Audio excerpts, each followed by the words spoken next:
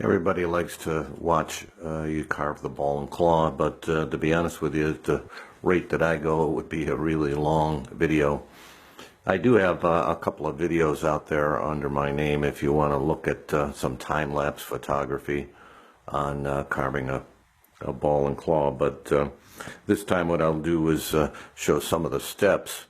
So Mary May is the one who taught me how to do it, and she has this wonderful 21-step process here, which shows how to lay it out, and a step-by-step procedure in completing the ball and claw, and I follow it every time I do it. So in this particular case, this plan of hers is for doing a 2 1/4 inch ball, and we're doing 2 5/8, so everything is reduced by 1/8 of an inch, and you can see the layout lines here that are on the bottom of the foot here.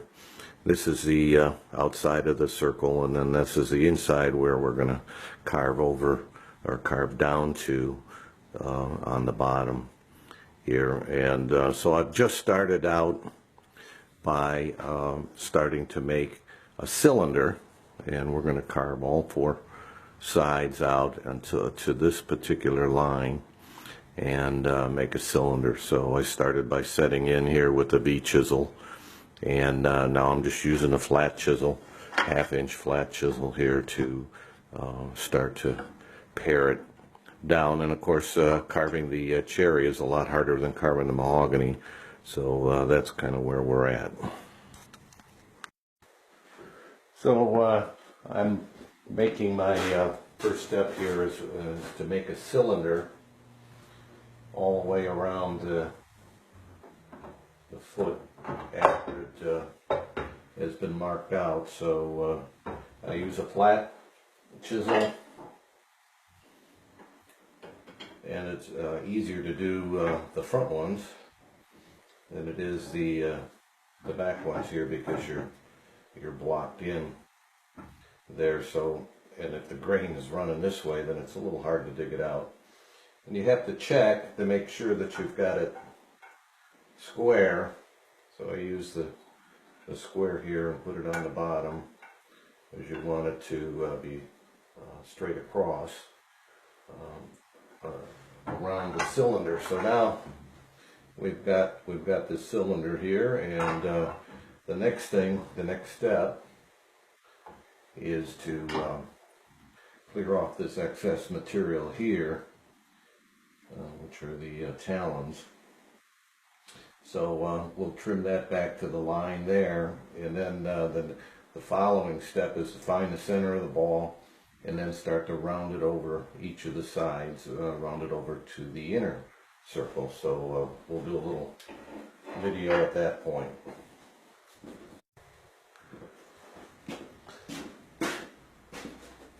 So I'm continuing to carve the talons over to the correct size. You can see down here they're close, and the front ones of course are easier than the rear ones, because you can get at them from either direction. It's close.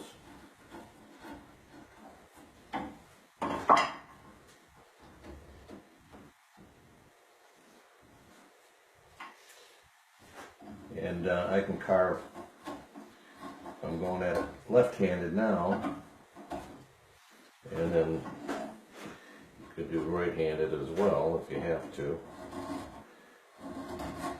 I'm better left-handed than I am right-handed, but I can do it both ways. The grain is funny here.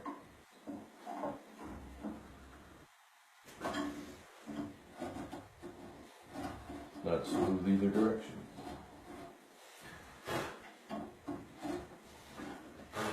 But you get the idea that these are now the correct shape here. They're to the lines that we have drawn across the bottom So that's pretty much the basic size of the ball. And so now we'll find the center here, which should be about 7/8 of an inch, and then start to round over each of these down to this ball. Well, as you may be able to see there, I've got the first one here rounded over from the center line here down to that inner circle there. And I always have a hard time, for me, seeing that or carving that curve. And so what I do to help me along with it is I have this plaster cast here from Mary May, and then this curving gauge or molding gauge here, and I'm able to put it on there and measure the lower half of that ball, and then I put it on the thing that I'm carving here so that I can verify that in fact it is curved over on the three sides there, so the center and then the two edges. So that's pretty good, and so I'll work on the other back one next. So I'm just about done with rounding over the top part of the rear two openings on the ball and claw. And again, I use the my gauge here to check to see that the curve is correct after having copied it from the back half of my plaster cast here. So that helps me maintain the shape. And now we got to work on the front, which is the most difficult part of carving, I think, carving the ball and claw, because you've got to come in from the back here at the same time rounding it over. And again, I'll set my gauge to equal the whole ball and match it. So that's the next step. Well, I rounded over the two front balls here, this one and here, and I used my gauge again to see that they were similar in shape and height. So now I've started to cut out the webbing, and what I'm attempting to do here is have it go straight back for a little bit and then up.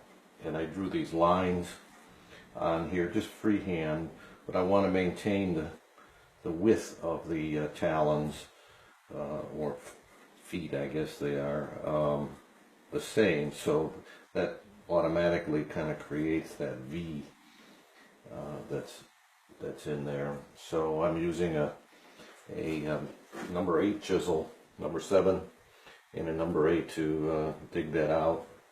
And it helps to have a back bent or a spoon. Where is it? There we are. We're getting out this material here. So we have this style of chisel to dig that material out. Well, I've been carving away for a while. So at last we left you, I had worked on the back talon. So now I've done the front two, this one here as well as this one over here. And let me stand it up here so you can see it. But there's obviously a knuckle here and a knuckle there. And this is rounded over. And you add the nail or talon on the bottom there. The same goes here. So now I'm working on the front one, and you can see that it's narrower here, and we'll get this rounded over and create the slope on that one, and that'll finish off the talon.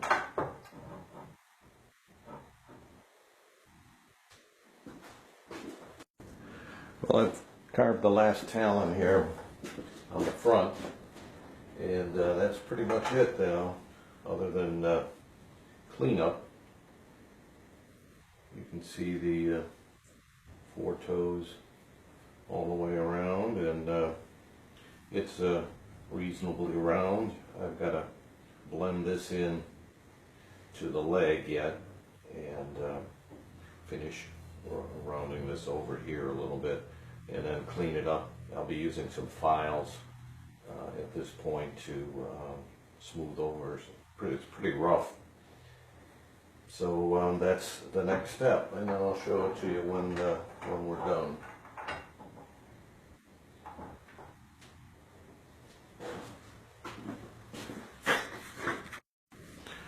Well, there we have it, the first ball and claw completed. I cleaned it up a little bit with the various files that I have. My favorite is this almond shaped, and it's a double cut. So it's a pretty nice Swiss made, AM Swiss. So it's a nice file, and it's fine, and it can clean up the marks that I leave behind because I'm not the greatest carver in the world. But as you can see, it's a pretty nice ball and claw. Not the greatest one that I ever did, but certainly passable. It has to be sanded yet. But I think I got the blending into the leg here pretty good. And I'll give you a pan of the foot, or the whole leg together. Here, we have to, oops, pan out. And I don't know that you can see it, but there's the whole leg. So 1 down and 3 to go.